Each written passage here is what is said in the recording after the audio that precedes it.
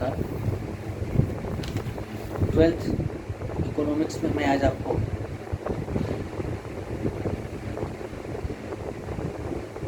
आर्थिक एवं अनार्थिक क्रियाओं के बारे में बताऊंगा। इकोनॉमिक्स की दो प्रकार की क्रियाएं, एक आर्थिक होती है, एक अनार्थिक होती है। कौन सी क्रियाएं आर्थिक होती है, कौन सी क्रियाएं अनार्थिक होती है, ये हम आज के टॉपिक में पढ़ेंगे। आर्थिक क्रियाएं वे क्रियाएं जिसका संबंध मानव से न होते हुए धन से होता है, या वे क्रियाएं जो धन कमाने के उद्देश्य से की जाती है, उन क्रियाओं को आर्थिक क्रियाएं कहा जाता है। जो क्रियाएं धन कमाने के उद्देश्य से की जाती हो, उन क्रियाओं को आर्थिक क्रियाएं कहा जाता है। और जो क्रियाएं, जैसे मेरे द्वारा आपको पढ़ाना, ठीक है, मैं पढ़ा रहा हूं तो क्या उद्देश्य है? क्या उद्देश्य? धन कमाना उद्देश्य। एक चिकित्सक के द्वारा मरीज का इलाज करना, क्या उद्देश्य? धन कमाने का उद्देश्य। तो वे सभी क्रियाएं जहां पर व्यक्ति का उद्देश्य धन अर्जित करना हो, धन कमाना हो, वो पूरी क्रियाएं कौन सी कहलाएगी? आर्थिक क्रियाएं कहलाएगी। कौन सी क्रियाएं कहलाएगी? आर्थिक क्रियाएं वो क्रियाएं कहलाएगी। और आर्थिक क्रियाओं में इसके साथ साथ जैसे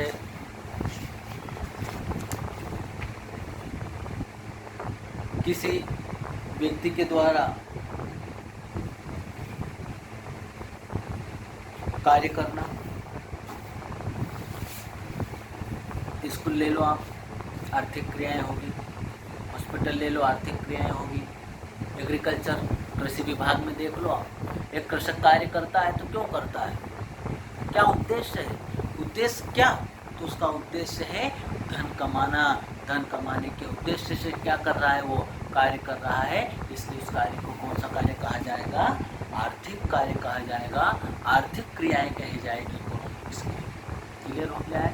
वे सभी क्रियाएं जो धन कमाने के उद्देश्य से की गई हो, धन कमाना जिसका लक्ष्य होता है, वे सभी क्रियाएं आर्थिक क्रियाएं कहलाती हैं। अनार्थिक क्रियाएं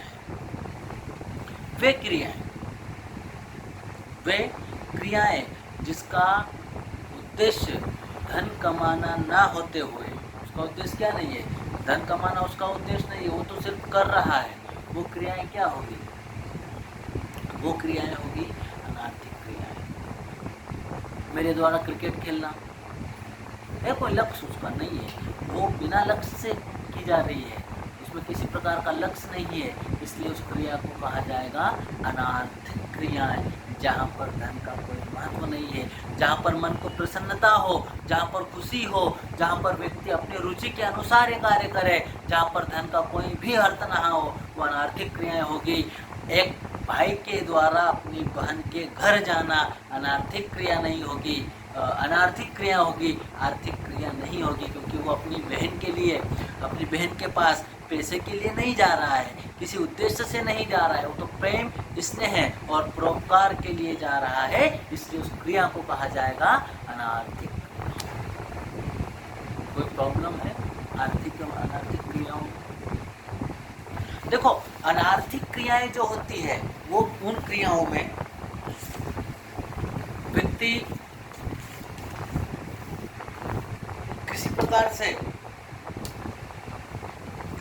उसका उद्देश्य नहीं होता है, वो किसी प्रकार से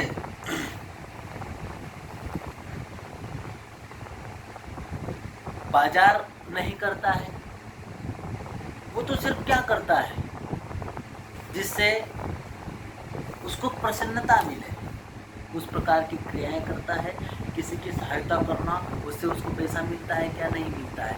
अरे भाई, कोई रोड पर गिर गया हो, कोई व्यक्ति उसे क्या करने गया हो? उसकी सहायता करने गया, तो क्या हम उस क्रियाओं को आर्थिक क्रिया कहेंगे? उसको क्या इकोनॉमिक एक्टिविटीज़ कहेंगे? नहीं। वो कौन सी क्रिया है? वो तो अनार्थिक क्रिया है, नॉन इकोनॉमिक एक्टिविटी, जहाँ पर पैसे का कोई संबंध नहीं है, उस क्रिया को क्या कहा गया है? Non economic activities. हिंदी में कहूँ अनार्थिक क्रियाएं। क्लियर हो गया? देखो, इसमें अंतर क्या होगा? बेटा मैंने पहले भी आपको बताया था कि जब भी हम किसी का अंतर देखें तो सबसे पहले मुझे उसका आधार पता होना चाहिए। क्या पता होना चाहिए? आधार। बिना आधार से हम अंतर नहीं बता सकते हैं। इंग्लिश में इसे कहा जाता है बेसिस। क्या कहा जाता है? बेसिस। बिना बेसिस से हम क्या नहीं कर सकते हैं? डिफरेंस नहीं बता सकते हैं।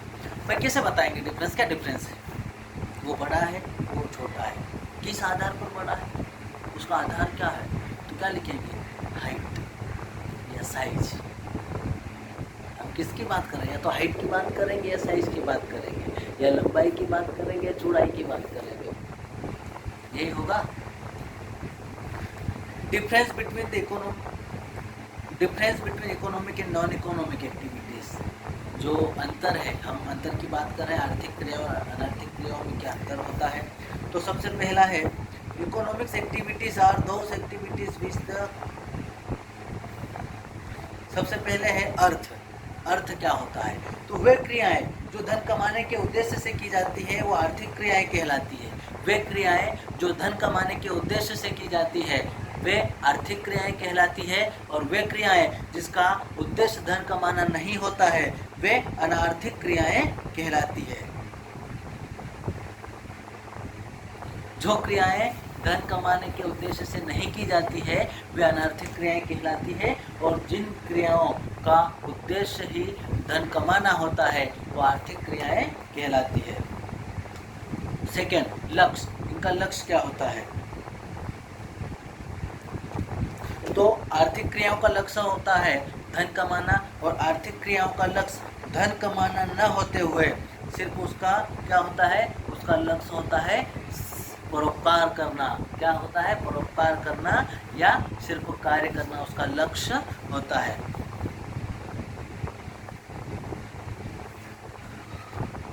वैधता। तो आर्थिक क्रियाएं लीगल और वैलिड होती है, जबकि इसमें वैलिड और अनवैलिड का कोई सवाल ही नहीं होता है। परोपकार में कोई वैलिड अनवैलिड की कोई प्रोसेस होती नहीं है। लीगल अनलीगल कुछ होता ही नहीं है। सही गलत का कोई मतलब ही नहीं होता है। पूर्ति। ये पूर्ति क्या करते हैं? तो देखो, आर्थिक क्रियाएं जो मानव की आवश्यकता है, वांट जो है उसकी पूर्ति करता है, जबकि अनार्थिक जो क्रियाएं होती है वो व्यक्ति के जो इमोशंस होते हैं, जो भावनाएं होती है, उन भावनाओं की पूर्ति करती है।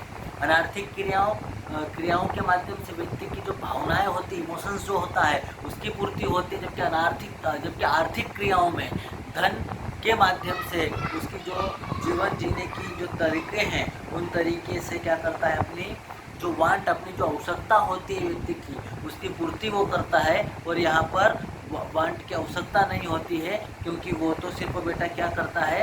जो भावना होती है, इमोशंस जो होता है उसकी पूर्ति ही वो करता है। इसकी प्रकृति नेचर कैसा होता है?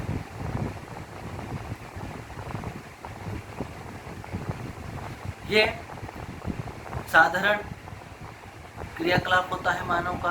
आर्थिक क्रियाएं जो होती है वो साधारण क्रियाकलाप मानव के होते हैं, जबकि अनार्थिक क्रियाओं में अनेक प्रकार की दूसरी प्रकृति भी हो सकती है, जिसमें ग्लैम्बिंग्स हो सकता है, चोरी हो सकती है, लूट भी हो सकता है, ये भी कर सकते हैं, प्रकृति होती है। इसको नापेंगे कैसे? तो इसको नापने के लिए आर्थिक क्रियाओं में धन होता है, धन के द्वारा इसे नापा जा सकता है, क्योंकि हम वांट ही कमा रहे हैं तो नाप तो उसका रुपया होगा, पूंजी है, उसका नाप होगी। जबकि अनार्थिक क्रियाओं को नापने के लिए उसकी जो भावनाएं होती है, उसका जो इमोशंस होता है, उसके माध्यम से हम इसको नाप सकते हैं।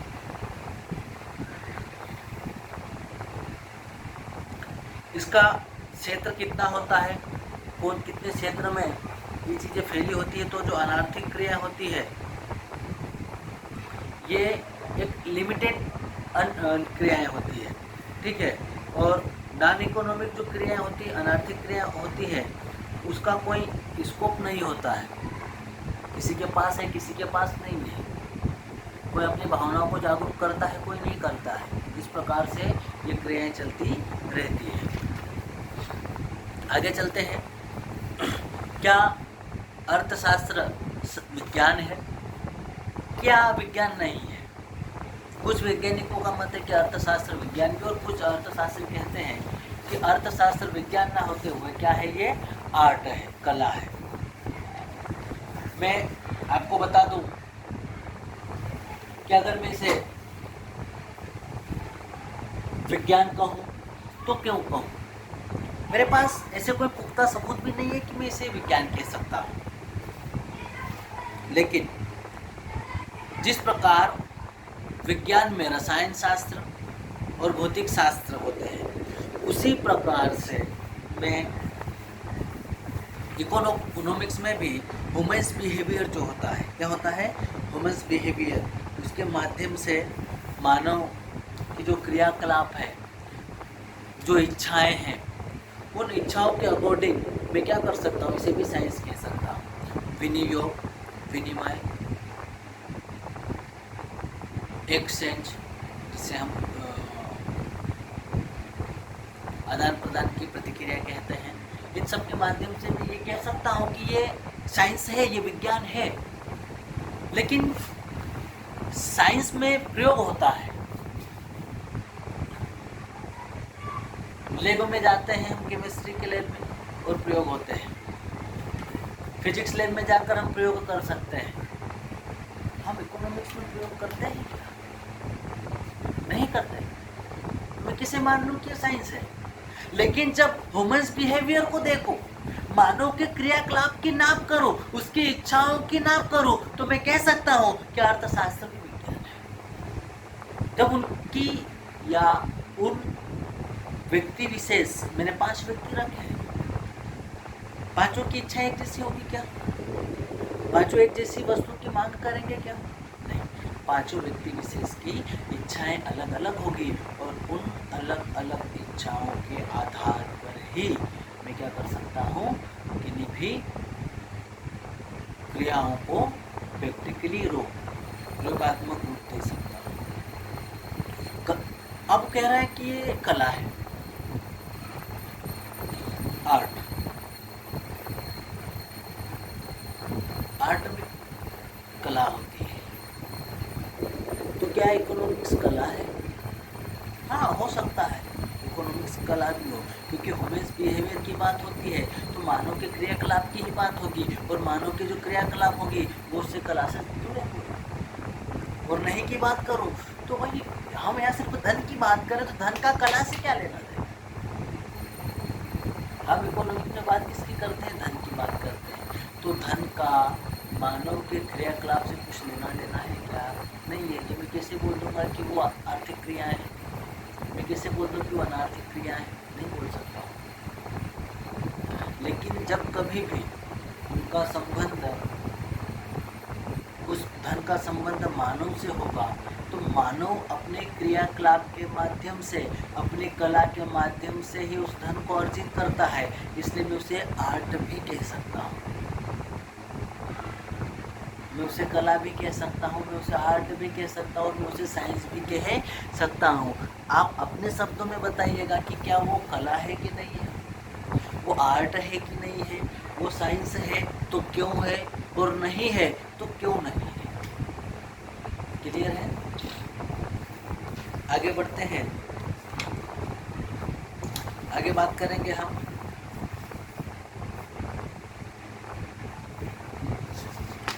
कुछ बेसिस प्रॉब्लम्स होती है। वो प्रॉब्लम्स की अगर हम बात करें इकोनॉमिक्स में, तो प्रॉब्लम्स होंगे क्या उत्पादन किया जाए, क्यों उत्पादन किया जाए, किसके लिए उत्पादन किया जाए। 3 मोस्ट प्रॉब्लम्स फॉर इकोनॉमिक्स, 3 महत्वपूर्ण समस्याएं। क्या उत्पादन किया जाए, क्यों उत्पादन किया जाए, और कितना उत्पादन किया जाए। भाई लोग, आपको पता होगा कि अगर उत्पादन में करूँगा भी तो क्या उत्पादन करो, किसके लिए उत्पादन करो और कितना उत्पादन करो। देखो एक एग्जाम्पल के माध्यम से समझाता हूँ। आप लोगों की क्लास में किसी उद्योग को स्थापित कर रहा है, ठीक। अब मुझे बताइए कि उस उद्योग में मैं किसी वस्तु को बनाने वाला हूँ। मुझे पता चला कि मैंने बिस्किट बनाया। पहले तो मैं विचार कर रहा हूँ कि क्या बनाऊँ, कितना क्या बनाऊँ, तो मैंने विचार किया कि बिस्किट बनाऊँ। अब मैंने सोच तो लिया कि बिस्किट बनाऊँ, लेकिन मैंने ये सोचा कि इसका यूज़ कौन करेगा। सोचा क्या, नहीं सोचा। फिर प्रॉब्लम, अब क्या करूँ, चलो बिस्किट बना ली। कितने बिस्किट बनाऊँ, चलो बिस्किट बनाना शुरू कर रहा हूँ, तो कौन से टाइप का बनाऊँ, कौन से प्रकार का बनाऊँ। फिर सोचूं, नट्स वाला बनाऊँ, नमकीन वाला बनाऊँ, सिंपल वाला बनाऊँ, क्रीम रोल वाला बनाऊँ, कितने प्रकार सोच तो कितने बनाऊँ, पता तो है नहीं। ये 10 आपकी क्लास वाले पूरे लेने वाले हैं, क्या मुझे कंफर्म है कि पूरी क्लास ले लेगी मेरा बिस्किट? है कंफर्म क्या? मैं नहीं बोल सकता हूँ कि इसमें से कितने खरीदेंगे। मुझे ये नहीं पता कि इनमें से जो बैठे हैं क्या खरीदेंगे, कौन सा बिस्किट खरीदेंगे। पार्ले का खरीदेंगे, पतंजलि का खरीदेंगे, ब्रिटानिया का खरीदेंगे, 50-50 का खरीदेंगे, नहीं पता। मैं तो कोई नया ही बना रहा हूँ, क्या मुझे पता है कि मेरा वाला खरीदेंगे? ये पता है क्या? नहीं पता है। इसलिए जब भी मैं इकोनॉमिक्स की बात करूँगा तो मेरे लिए 3 प्रॉब्लम्स होगी। क्या उत्पादन किया जाए, किसके लिए उत्पादन किया जाए और कितना उत्पादन किया जाए। ये 3 चीज़ें महत्वपूर्ण हैं। इन 3 चीज़ों के बिना हम इकोनॉमिक्स की परिकल्पना नहीं कर सकते। एक सोसाइटी है, आपको पता है सोसाइटी में रहने वाले सभी व्यक्ति घड़ी डिटर्जेंट ही यूज करते हैं। है पता क्या? कितने यूज करते हैं पता? कितने यूज करते ही नहीं है। अब मुझे जब ये नहीं पता है कि कौन यूज नहीं करता है, कितना यूज नहीं करता है, तो मैं बना पाऊंगा?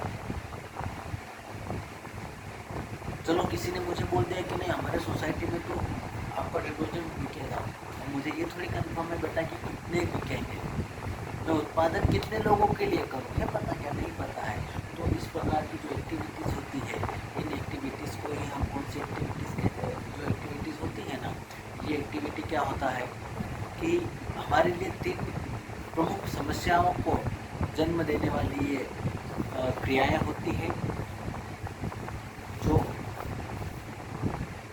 व्यक्ति का बिहेवियर होता है, जो कंज्यूमर्स होते हैं, उनकी जो मांग होती है, उनकी जो सोच होती है, वो हमें 3 महत्वपूर्ण समस्याओं में डाल देते हैं।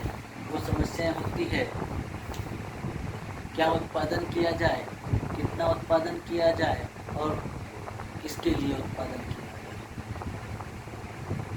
क्यों उत्पादन किया जाए। कहीं भी घुमा फिरा कर देखो, इधर से कान पकड़ो या इधर से पकड़ो, पकड़ना तो कान ही है। तो जो प्रॉब्लम्स है वो प्रॉब्लम्स तो है। आप इधर से सोचो, कितने में सोचो, किसके लिए सोचो और कितने सोचो। प्रॉब्लम्स मतलब प्रॉब्लम्स, उसमें कोई भी